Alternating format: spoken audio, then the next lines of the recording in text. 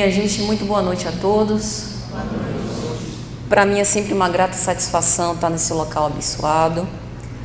Rogo a espiritualidade superior que nos assista, nos ampare, que Jesus, que é o médico das almas, nos envolva na sua santa paz, conhecendo as nossas dores e as nossas aflições, que Ele nos dê o bálsamo necessário para que a gente possa seguir adiante, não obstante as muitas dificuldades.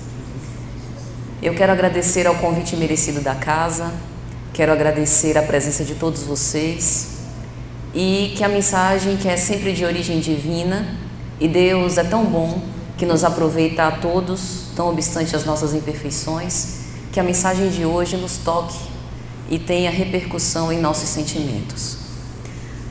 Hoje vamos falar sobre luz e sombra. O psiquiatra e psicoterapeuta suíço Carl Gustav Jung, que atravessou o século XIX e o século XX, costumava dizer que o psiquismo humano lida com polaridades, claro e escuro, luz e sombra, masculino, feminino, e assim nós vamos canalizando as nossas energias criativas, e ele utilizou o termo libido, não a libido como Sigmund Freud, autor da psicanálise, compreendia restrita apenas às funções sexuais, mas Carl Gustav Jung acreditava que a libido é toda a energia criativa que eu canalizo pelo meu esforço de vontade. E essas polaridades psíquicas são uma espécie de harmonizador desse direcionamento de energia. Essa energia é uma energia criativa, intelectual, que nós utilizamos para o estudo, é uma energia que canalizamos nos nossos relacionamentos, nas nossas emoções, e se temos observado hoje em dia na sociedade emoções tão desvairadas e desgovernadas, significa que as polaridades psíquicas de todos nós, criaturas humanas, está um tanto quanto desbalanceado e descompensado. Mas na verdade, Carl Gustav Jung repetia, sem saber, o apóstolo Paulo. Quando Paulo de Tarso escreve uma de suas epístolas, Epístola aos Romanos, precisamente no capítulo 7, quando ele dizia mais ou menos assim: eu não sei, porque o bem que eu quero eu não faço, e o mal que eu não quero, esse eu faço. Porque parece que tem dois homens dentro de mim. Um homem, o homem interno, que é fiel à lei de Deus e que tem prazer em servir a Deus, mas os meus membros parece que são governados pela lei do pecado. E às vezes eu noto que eles tentam sobrepujar esse meu homem interior e eu acabo fazendo o mal que eu não quero. E no final dessa epístola ele vai nos dar um recado sobre como que a gente deve fazer para poder equilibrar essas polaridades. Enquanto eu não entendo, vou trabalhando na propagação da lei divina e mesmo com esse combate interior, com o tempo, vou compensando essas duas polaridades. Nós somos assim. Nós temos, como vai dizer Allan Kardec na questão 605, quando ele pergunta a espiritualidade, o homem tem duas naturezas? O homem tem duas espécies que vivem dentro dele como se fossem dois espíritos? E a espiritualidade superior vai responder, não. Mas nós podemos compreender que o homem tem duas naturezas. Uma natureza animal, instintiva, responsável pela lei de conservação, pela nossa sobrevivência, e que, portanto, foi extremamente necessária, fundamental para que chegássemos nesse atual patamar evolutivo. E nós temos também uma natureza espiritual, que num movimento de tropismo nos coloca para ascender moralmente rumo ao Pai Divino que nos aguarda com ansiedade. Mas somos nós, pelo nosso exercício de vontade, que vamos alimentando mais uma natureza ou outra, e a cada um segundo as suas obras, como disse Jesus. Pela lei de ação e reação, nós os tornamos responsáveis pelos pensamentos que vitalizamos, pela atitude mental que nós temos perante a vida, pelos nossos comportamentos, pelo tipo de relação que nós estabelecemos com os nossos semelhantes. E somos nós, como co-criadores do destino, que vamos moldando o desfecho para a nossa história. Porque, de acordo com a doutrina espírita, não há fatalidade na criação. Um tempo inteiro nós estamos decidindo, de acordo com a forma como nós enfrentamos as nossas provas ou expiações, qual será o nosso desfecho. Então veja que pelo meu exercício de vontade, não obstante estarmos num mundo de provas e expiações, eu posso fazer ouvidos moucos às influências negativas, sombrias que se acercam de nós. Em O Livro dos Espíritos, citando mais uma vez, Allan Kardec, na questão 274, a linha A, vai perguntar se existe uma superioridade ou hierarquia entre os espíritos. A espiritualidade confirma que sim. E que vai dizer que aqueles espíritos que têm uma ascendência moral exercem um poder irresistível sobre nós. Isso significa que nós só não temos condição de lutar contra as influências positivas. As influências negativas, muitas vezes somos nós que as escolhemos e as atraímos, através do pensamento que nós vitalizamos. E sobre isso, Jung também falou. Ele disse que esse direcionamento das energias psíquicas, da libido, como ele vai falar, vai implicar justamente o que é que eu estou vitalizando. E se nós quisermos saber como está o nosso grau de aperfeiçoamento moral, é só a gente analisar o tipo de pensamento nos quais a gente se demora.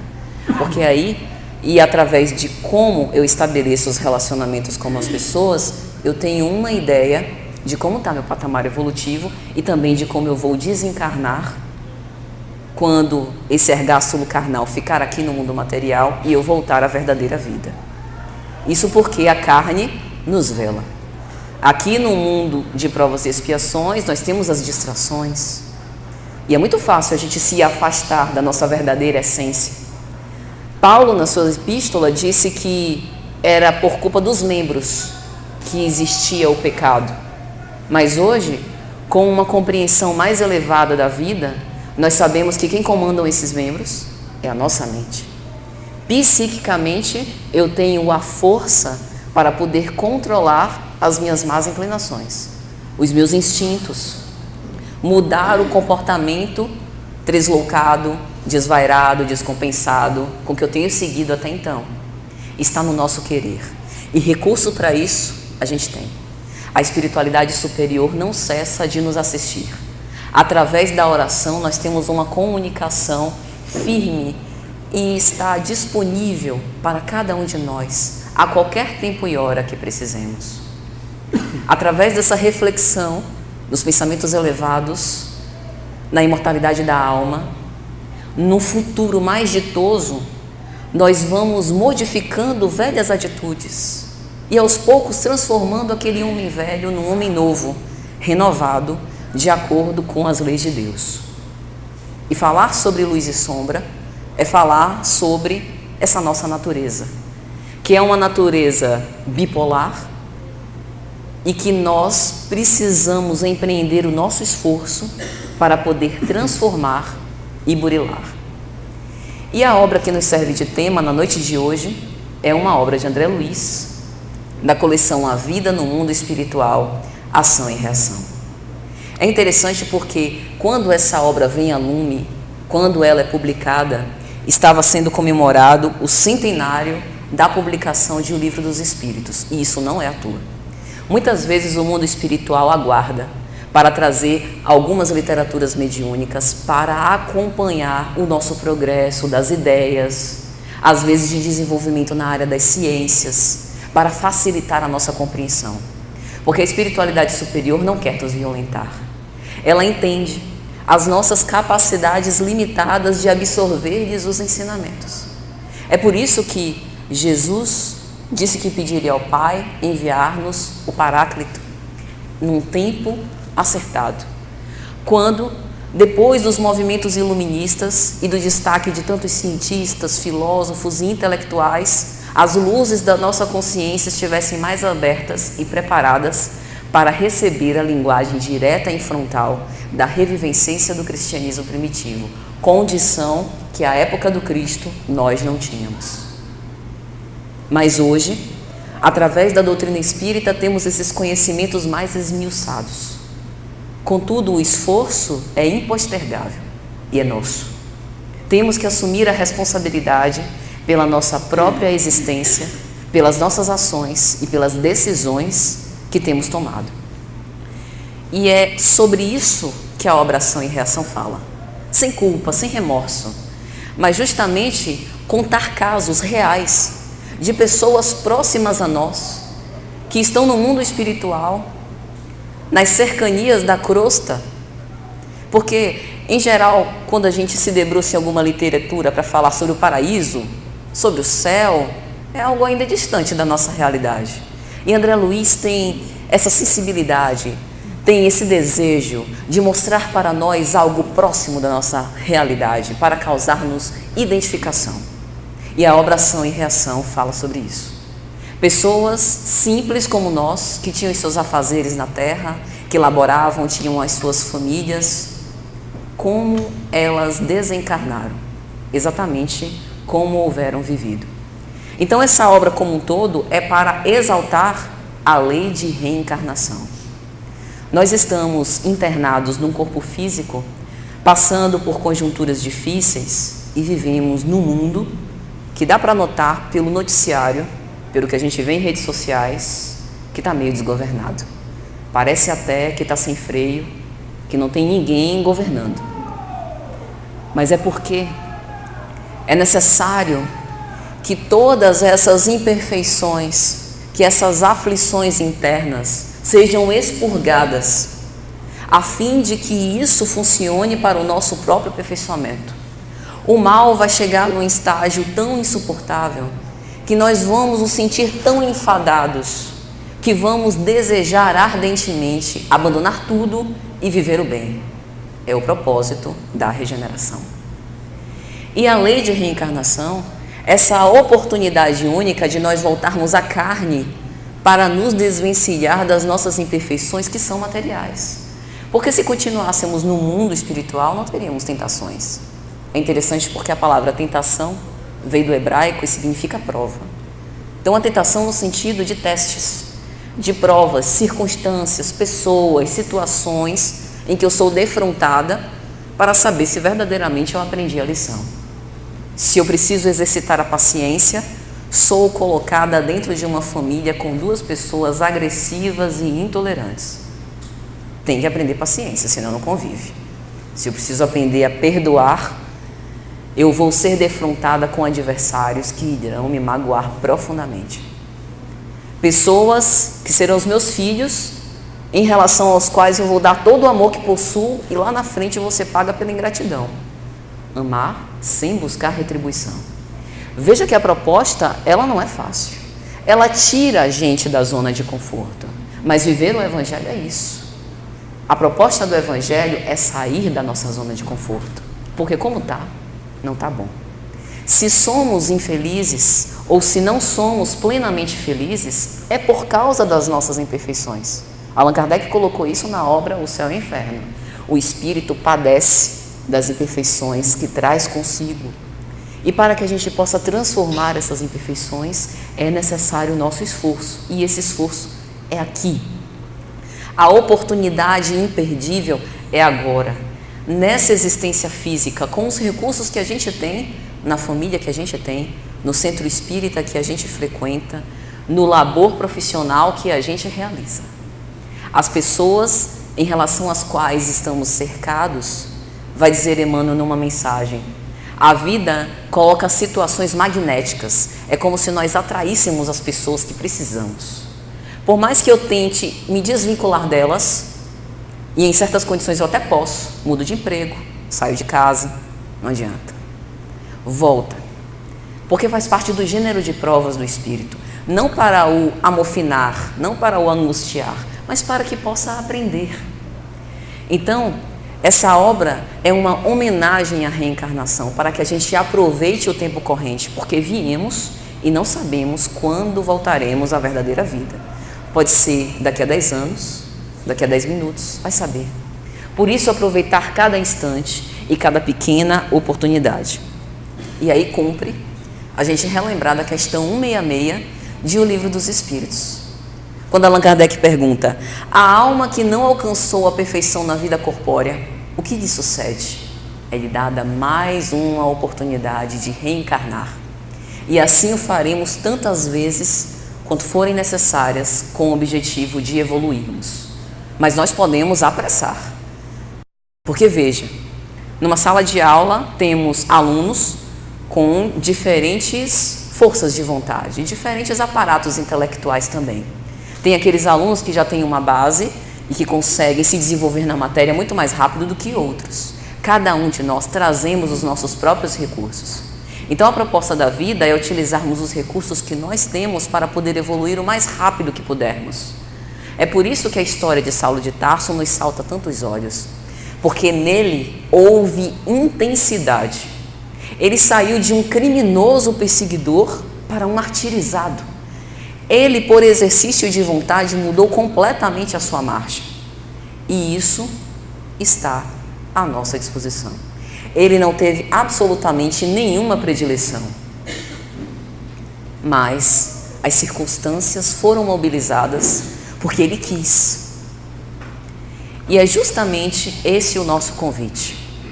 Colocar a nossa vontade em ação, decidir para que a gente possa aproveitar no máximo de nossas capacidades. E pensar sobre o objetivo da nossa existência. O que mesmo nós estamos fazendo aqui? O que tem nos dirigido até hoje? Qual é o nosso ideal? Por que todos os dias nós acordamos de manhã? O que nos propele para frente? O que nos faz esperançar no futuro?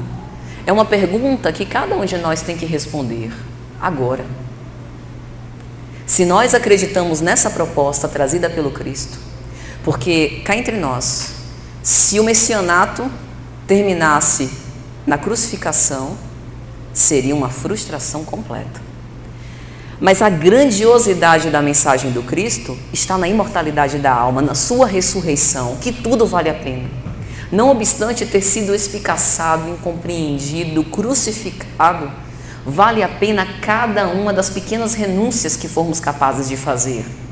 Porque a vida imortal fulgura.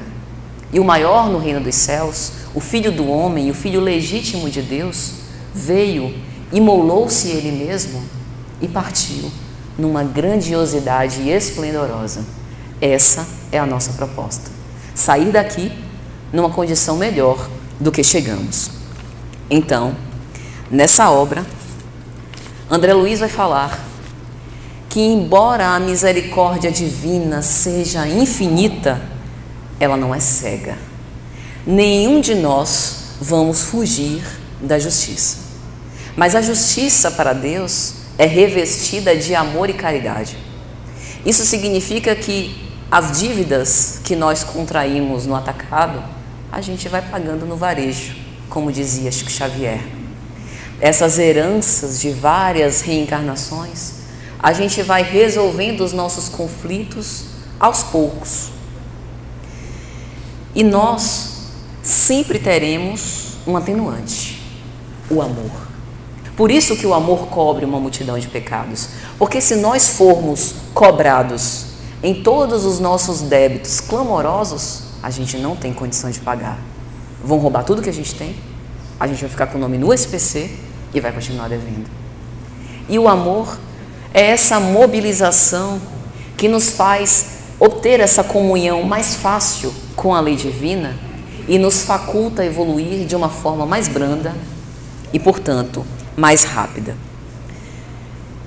E como ninguém foge à lei, significa aqui que a caridade ela tem uma questão de ordem. Ou seja, se o espírito conseguiu evoluir até um determinado patamar evolutivo em uma determinada reencarnação, ele desperta no além-túmulo, na sua desencarnação, da forma como ele terminou essa.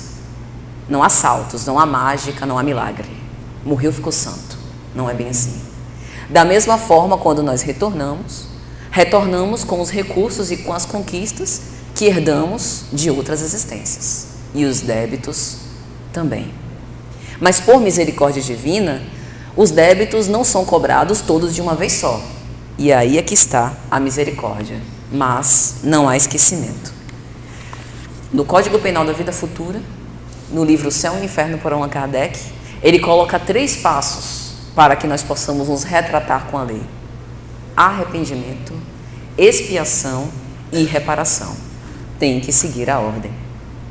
Se nós já temos condição de compreender os comportamentos equivocados que tivemos outrora e não queremos mais repetir, foi aquele mal que Paulo de Tarso identificou nele mesmo, isso já é um grande ganho. Porque significa que, daquele momento em diante, se eu persistir no mal, não é por desconhecimento ou ignorância, é porque eu me comprazo no mal. E aí tem uma grande diferença. Errar sem saber tem lá os seus atenuantes. Errar sabendo tem os seus agravantes. E é sobre isso que o capítulo 1 dessa obra Ação e Reação fala. Dos criminosos, que ainda não conseguiram se arrepender, que se comprazem no mal e em que situação eles estão. E o mais interessante é que a misericórdia divina não os abandona, porque Deus nos ama a todos. Não obstante os nossos equívocos, Ele acredita na regeneração das criaturas. Ele acredita que entre o criminoso cometer o delito e se arrepender é uma questão de tempo. E é por isso que nós sempre teremos essa assistência do alto. Mas o estágio carnal, ele é um templo de responsabilidades. E à medida como eu vou decidindo, eu vou traçando o futuro que eu quero. Significa que a sementeira é livre, mas a colheita é obrigatória. E assim, hoje, nós vamos tendo as possibilidades que herdamos de outrora. E amanhã, vamos construindo o futuro com base no nosso atual trabalho infatigável. E no primeiro capítulo dessa obra, há um instrutor que se chama Instrutor Aulus, e ele leva André Luiz para conhecer uma zona bastante sombria. Ele vai narrar que vê as faces desfiguradas. As pessoas ali pareciam verdadeiras feras humanas. E ele começa a pensar sobre que delito aquelas pessoas devem ter cometido para estar num estágio tão arrasador. Parecia uma tempestade. E os rostos humanos se envolviam nesse torvelinho, num estado psíquico completamente desequilibrado, e eram arrastadas, parecendo uma torrente de espíritos desencarnados. E aí ele começou a pensar: mas o que será que essas pessoas cometeram? Devem ter sido os grandes assassinos em série que nós vimos na história. Devem ter sido autores de grandes chacinas da humanidade. Devem ter tido o poder nas mãos e ter praticado o homicídio das massas, os grandes ditadores. Quem foram essas pessoas? O primeiro caso, um homem que assassinou seus 2 irmãos por conta de uma disputa de uma herança. O sentimento de culpa e de remorso e também a obsessão desses seus irmãos já desencarnados o atormentava de tal forma que ele não estava no inferno. Ele carregou da vida para o além-túmulo, o inferno que já estava com ele. E esse conhecimento a doutrina espírita também nos dá. Céu e inferno não são locais fixos, mas são estados de consciência que nós plasmamos ao redor de nossos passos, que nós vamos construindo psiquicamente por nossos pensamentos e efetivamente pelas nossas ações, pela conduta moral que nós temos desde a vida presente. E como o corpo nos vela, quando nós nos livramos do corpo, é a realidade estuante daquilo que nós verdadeiramente somos que assoma à nossa frente. Não tem mais para onde fugir. A gente não tem mais as distrações do mundo material. Somos nós e a lei divina, frente a frente, face a face. Segundo caso, uma filha que houvera sido criada com base de muito sacrifício da sua mãe. Quando a mãe chega na senectude, ela se casa com um belo rapaz, naquela época, década de 30, 40, com um belo dote, e deixa a mãe na penúria, na rua da amargura, e ainda profere calúnias contra ela. Olha para onde ela foi. Honrai pai e mãe. Este deve ser o comportamento dos filhos perante os seus pais. Piedade filial. Um sentimento de piedade ainda maior do que deve ter com os seus irmãos por Deus. Terceiro caso. Um homem que estava alimentando o ódio, não assassinou ninguém, não pegou em armas, não proferiu calúnias, mas alimentava um ódio imenso pelos seus próprios filhos. Esses casos nos mostram de uma forma muito prática e clara como não precisa ser um criminoso assombroso pela lei humana, e às vezes a lei humana nem os qualificou, nem os condenou, nem os penalizou. E como que o despertar é difícil, complicado, porém conforme com aquilo que verdadeiramente vitalizamos desde a vida presente. Quando nós falamos em seguir um ideal elevado e praticar o bem, não é pelos outros, é por nós. Praticar o bem nada mais é do que estar em consonância e em conformidade com a lei divina que jaz em nós. Nenhum de nós, principalmente tendo passado pelas cadeiras da doutrina espírita, poderá dizer que não sabia ou não foi advertido. Portanto, a nossa responsabilidade é de assumir a autonomia pelos nossos próprios atos e de verdadeiramente abraçar, na medida das nossas capacidades, esse ideal que nós esposamos. Praticar esses ensinamentos passa por nuances que são degraus que nós vamos galgando a pouco e pouco. Se eu ainda não consigo amar um adversário, pelo menos eu posso começar não desejando que um mal lhe suceda, ou não torcendo para que um mal lhe suceda. Veja a questão do ódio nesse terceiro caso. Ele efetivamente não planejou ou arquitetou nenhum crime, mas se compraz na maldade. É a mesma coisa. A vitalização psíquica desse mal que jaz nele foi reforçada. É por isso que essa transformação das imperfeições, ela é dada pelo bem, porque vai nos sintonizando na atividade em exercício do amor. E aos poucos, nós vamos nos esquecendo e exercendo um domínio sobre essa nossa natureza animal. Quando nós analisamos a superioridade moral da natureza de Jesus, nós vimos exatamente isso. Jesus tinha um pleno domínio das suas forças psíquicas. Ele, puro, perfeito, era infalível. Isso significa que mesmo em missão, encarnado na Terra, ele não tinha a chance de se perder. Essa infalibilidade se dá por esse domínio absoluto da nossa natureza animal. E a natureza animal aqui fala de todo e qualquer desejo que nos aprisione a carne. Isso não significa que nós estamos condenando os prazeres materiais.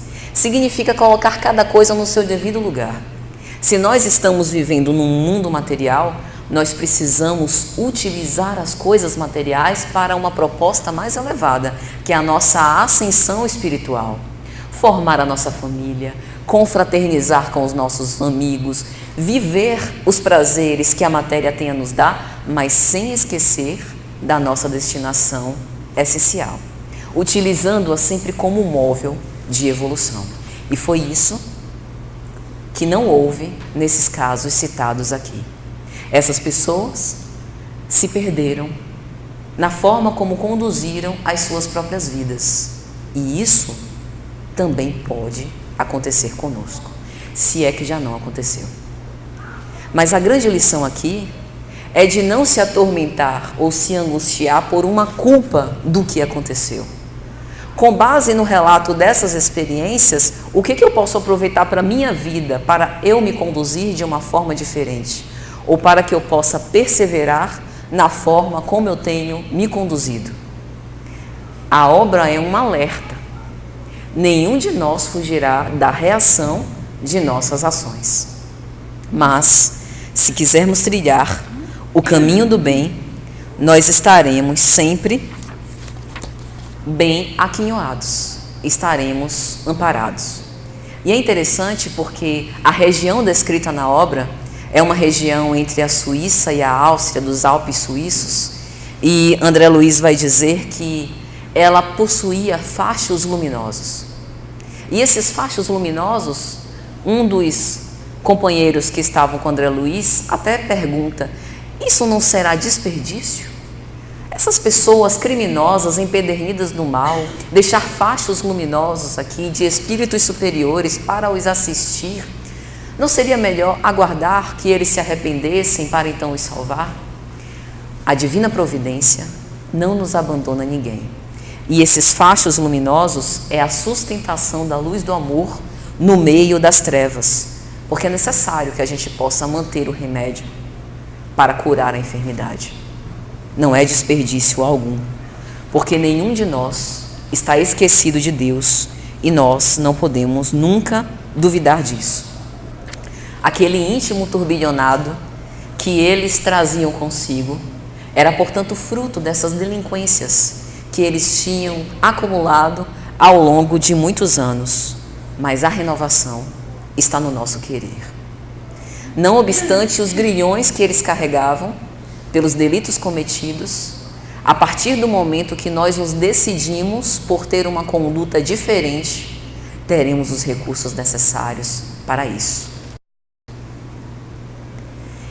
E essa renovação perante a vida pode se dar a qualquer momento da nossa marcha. Não importa a idade que tenhamos, o que tenhamos cometido, a forma como temos nos conduzido até aqui. O hoje, o tempo presente, é o tempo azado para que nós possamos nos direcionar rumo a essa comunhão com o Pai. E as correções que Deus nos faz e que nós às vezes questionamos e até blasfemamos, porque esquecemos do Pai Nosso. Quando nós rezamos o Pai Nosso, dizemos: que seja feita a vossa vontade. E às vezes, quando a nossa vontade não é feita, ficamos chateados. Essas pequenas correções que Deus faz é o remédio amargo na nossa atual existência, justamente nos propelindo a uma mudança de conduta. Quando Jesus aparece a Saulo de Tarso, às portas da estrada de Damasco, ele faz uma exortação: não recalcitres contra os aguilhões. E às vezes nós recalcitramos. Estamos presos em conjunturas difíceis, situações muito amargas, convivimos com pessoas que antipatizamos, temos privações materiais, temos carências afetivas, temos os nossos espinhos na carne que muitas vezes as pessoas que convivem conosco nem sabem, só nós sabemos. E a gente fica querendo se libertar daquela situação. Mas a libertação, para Jesus, só se dá através da renúncia.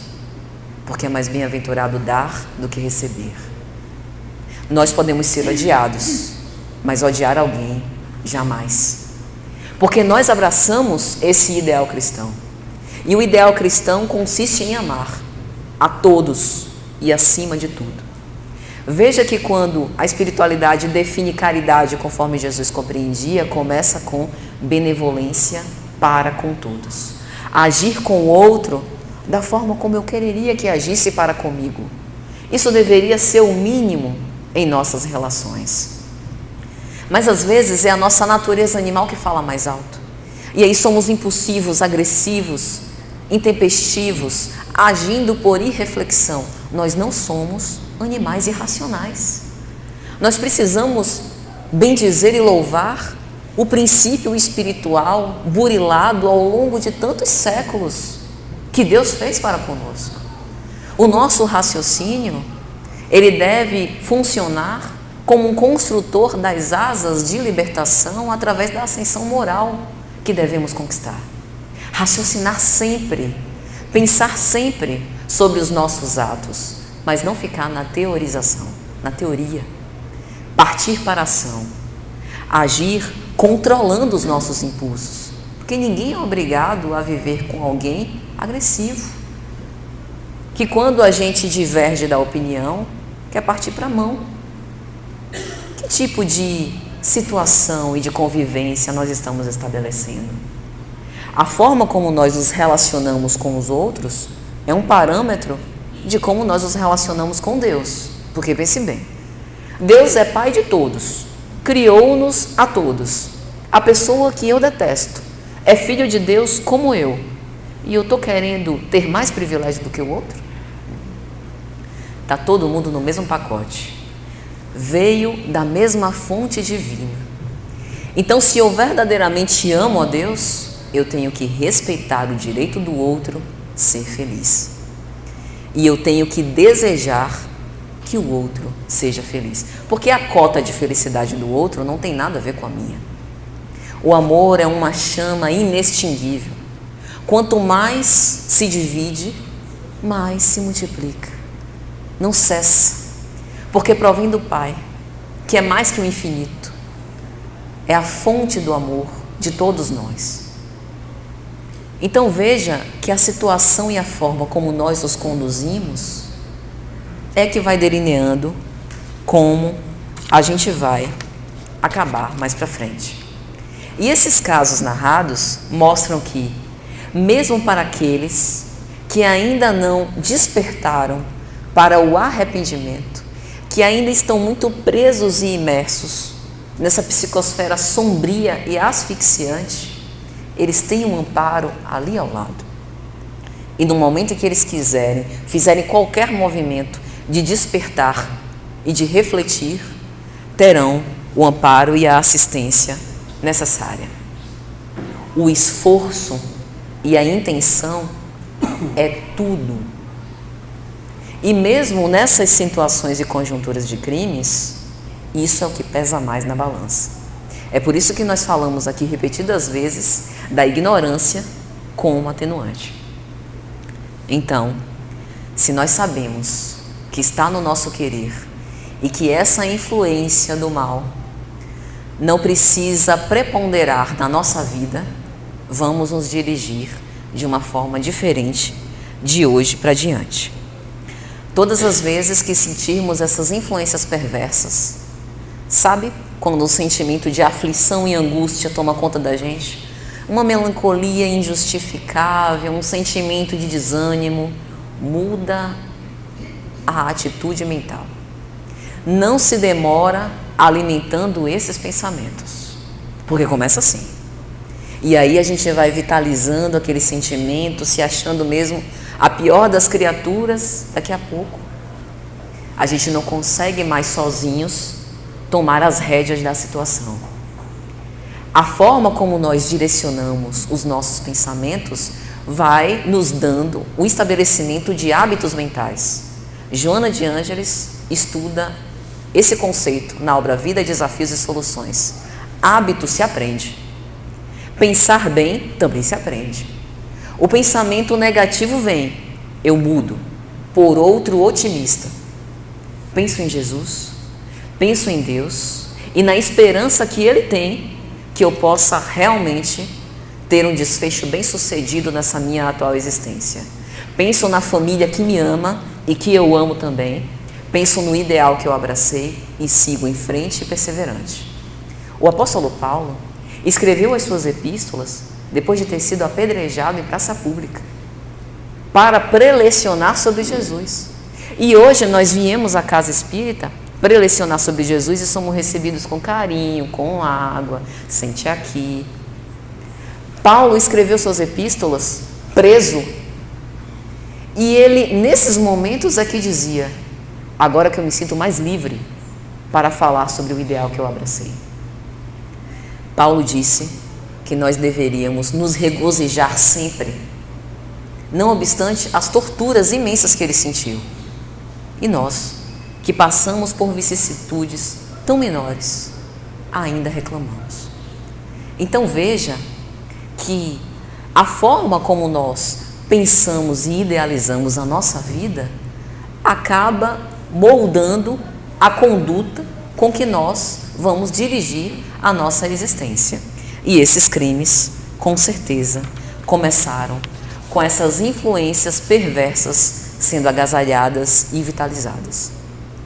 E aí, meus amigos, falando sobre Jesus, nós não podemos nos esquecer que um dia um de seus discípulos, que foi muito criticado ao longo dos tempos e que na verdade foi um grande iludido, porque acreditava que através do provimento material é que o verdadeiro reinado iria se estabelecer. Ele acreditava nos grandes impérios de poder, nos castelos de pedra. Refiro-me a Judas. E num momento de falhas nas suas convicções, de extrema ilusão, ele imaginou que, armando uma conjuntura para que Jesus fosse apossado e reconhecido como o grande imperador e rei do mundo, ali sim é que teria e haveria uma verdadeira propagação da sua mensagem. Ele achava que Jesus pensava pequeno, que ele deveria ter o concílio e confabular, ter os conchavos com os grandes imperadores, com a soldadesca romana, para que pudesse chegar às massas. Mas Jesus falava para espíritos imortais, e o interesse dele era despertar aquelas criaturas. Ele via em cada criatura uma pequena porção de solo que iria fertilizar e frutificar com o passar do tempo. Ele não tinha pressa, porque ele sabe que o reino dos céus não é uma obra de violência, é uma obra divina no coração dos homens, como escreveu Humberto de Campos na obra Boa Nova. E ele sabia esperar o nosso momento de despertar. E quando Judas se ilude e comete um ato que todos nós podemos cometer, um ato falho do qual nos arrependemos amargamente, ele agasalha as influências perversas e acaba deslizando num profundo desgosto e desassossego, suicidando-se.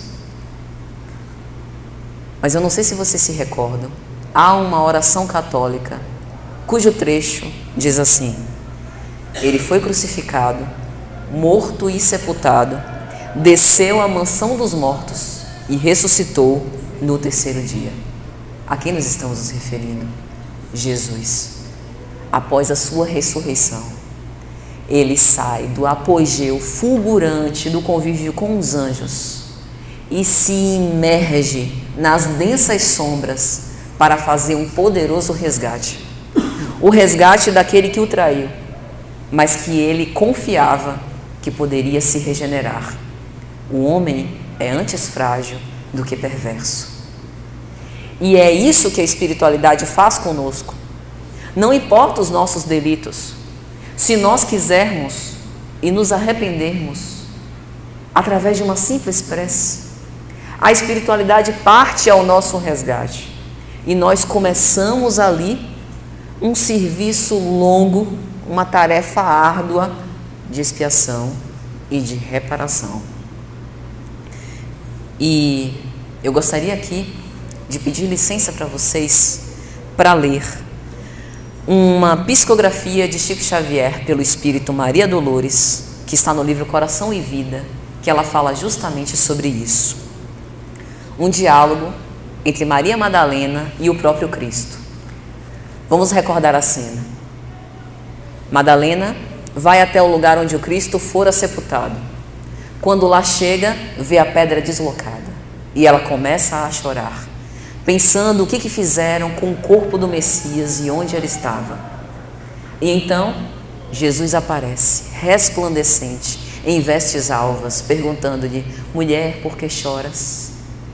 E ela o reconhece, começa a chorar: Rabi.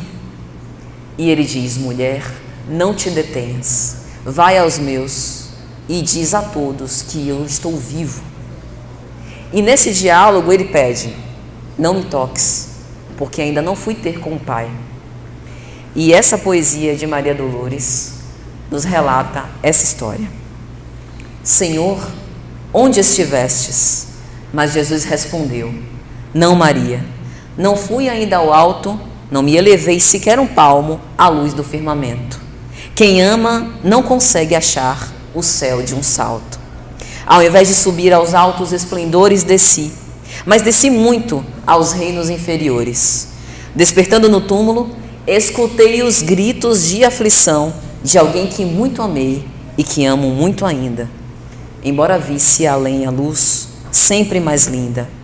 Eu sentia nesse alguém um amado companheiro, em crises de tristeza e de loucura. Eu fui à sombra abismal para a grande procura, e ao reencontrá-lo, amargurado e louco, a ponto de não mais me reconhecer, eu demorei-me a afagá-lo a pouco e pouco e consegui que ele, enfim, pudesse adormecer. Senhor? Interrogou Madalena. Quem é o amigo que te fez descer antes de procurar a luz do Pai? Mas Jesus replicou em voz clara e serena: Maria, um amigo não esquece a dor de outro amigo que cai. Antes de me altear a celeste alegria, ao sol do mesmo amor a Deus em que te elevas, vali-me após a cruz das grandes horas mudas e desci para as trevas a fim de aliviar a imensa dor de Judas. Veja, Jesus compadeceu-se daquele que clamava em pleno desespero e desalinho por uma retratação. Reconhecia o seu arrependimento e a sua angústia. Desvairado e louco, sequer consegue reconhecer Jesus. Arrependeu-se amargamente do seu mal feito. É isso que Deus quer de nós. Que nós possamos identificar as nossas sombras e nos arrepender dessa forma mal sucedida com que temos nos conduzido. E possamos desejar do fundo da nossa alma a reparação, porque Ele nos ama e só está esperando a nossa voz clamorosa, o nosso pedido de ajuda. Lembremos da parábola do filho pródigo. O filho pródigo decidiu pedir a parte da herança do pai e foi viver o mundo. Deu as costas para a sua família. Tem as suas experiências, amargurosamente se arrepende e quando retorna, o pai lhe recebe de braços abertos. O pai nos aguarda de braços abertos. O nosso retorno ao seu seio. Basta que queiramos, portanto, seguir-lhe os ensinamentos. Então veja, meus amigos, que nenhum de nós segue abandonado. Antes de reencarnar, nós tivemos a assessoria de mentores espirituais, espíritos amigos, que advogaram em nossa defesa. Muitos deles conciliaram para que nós pudéssemos ter essa experiência. Nós fizemos promessas, das quais o esquecimento do passado deixa algo anestesiado e sem que possamos nos lembrar. Mas é dignidade de nossa parte honrar a nossa palavra. Se nós estamos nas conjunturas em que nos encontramos, é porque ela é a perfeita e a precisa para que possamos então evoluir. Vamos aproveitar essa oportunidade enquanto estamos a caminho. Reconciliar-nos com os nossos adversários, sobretudo os internos. Essa preleção sobre luz e sombra fala sobretudo sobre os adversários internos que nós ainda temos, porque eles entram em combate com as nossas virtudes e desejo de fazer o bem. E esse combate só vai ser resolvido com o que Carl Gustav Jung chamava de individuação. Nós precisamos harmonizar e equilibrar a luz e a sombra dentro de nós. Não dá para viver em pé de guerra com o desejo que eu tenho e com as minhas imperfeições. Também não dá para desconhecê-las. Negar não vai fazer com que elas deixem de existir. Preciso colocar luz nas sombras, colocar luz nas trevas para reconhecê-las e aí então, seguindo no caminho do bem, ir transformando-as a pouco e pouco. Lembremos da lição do joio e do trigo. Um senhor de terras deixa que os seus servos tomem conta da sua plantação. E um belo dia, ele dorme, vem o inimigo e planta o joio junto ao trigo. Os servos então perguntam ao Senhor: Senhor, nós deveríamos extirpar o joio para que o trigo cresça saudável? Não. Deixai que eles cresçam juntos. E quanto o trigo tiver se desenvolvido mais, nós separaremos o joio do trigo, lançaremos o joio nas trevas e colheremos, portanto, o trigo. Assim é conosco. Deixemos as nossas imperfeições e as nossas sombras crescer junto conosco e vamos trabalhando sem cessar, sem voltar um passo atrás para o nosso aperfeiçoamento. Quando estivermos mais fortes e tivermos desenvolvidos mais as nossas virtudes, essas imperfeições terão desaparecido, terão sido transformadas em experiências e nos fortalecido. O apóstolo Paulo costumava dizer: a tribulação gera fortaleza. E é nessas provas difíceis, nessas experiências amargas, que nós nos fortalecemos no Senhor. Tem gente que acha que a sua força está nas posses que tem, está na família que conseguiu construir. Embora nós advogamos a favor da construção de afetos verdadeiros, mas aqui eu me refiro exatamente a um apego. Tem gente que acha que é forte pela beleza, que é muito belo, famoso, mas tudo isso passa. Que nós nos sintamos fortalecidos pela fé que temos e no ideal que esposamos, fortalecidos pelo Senhor, reconhecendo as nossas imperfeições, o nosso estado ainda de pequenez perante o grande Criador, mas também reconhecendo que somos filhos legítimos e que, portanto, temos direito à herança. O Senhor nos chamou para trabalhar na sua vinha. A vida que nós estamos levando faz parte da messe do Cristo. Cada um de nós tem uma pequena tarefa nessa messe. Somos semeadores, às vezes distribuindo sementes de vida e esperança. Somos lavradores, preparando a terra para mais tarde cultivá-la. Cada um de nós tem uma tarefa pequena ou grande, e todas são importantes. Todos os trabalhos nos levam a esse aperfeiçoamento. Eu não preciso complicar o trabalho de ninguém. Cada um tem o seu posto. Nós viemos, portanto, com uma missão. E essa missão é cuidar do nosso aperfeiçoamento. As conjunturas é que mudam, as situações familiares e os desafios.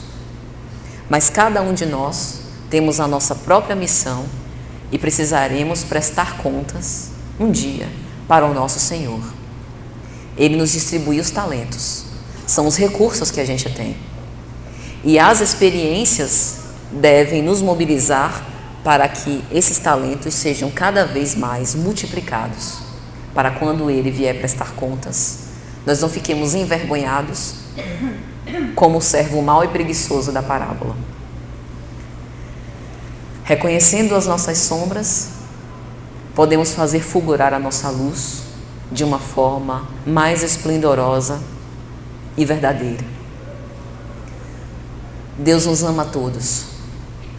Todos temos o poder de iluminar a nós mesmos e aos outros que se acercam de nós. Há uma nuvem de testemunhas que nos assistem. Alguns torcem pela nossa falência, outros nos encorajam para a nossa vitória. A qual dos dois a gente quer dar ouvidos? Está no nosso querer. Boa noite a todos e muita paz.